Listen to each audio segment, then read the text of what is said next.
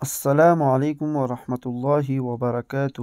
بسم اللہ الرحمن الرحیم۔ کسی کو دکھ دینے والا کبھی خوش نہیں رہ سکتا۔ حضرت ابوبکر صدیق رضی اللہ تعالی عنہ۔ کسی کی بے بسی پہ مت ہنسو، کل یہ وقت تم پر بھی آ سکتا ہے۔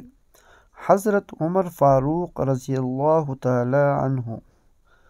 کسی کی آنکھ تمہاری وجہ سے نیم نہ ہو، کیونکہ تمہیں اس کے ہر آنسو کا قرض چکانا ہوگا۔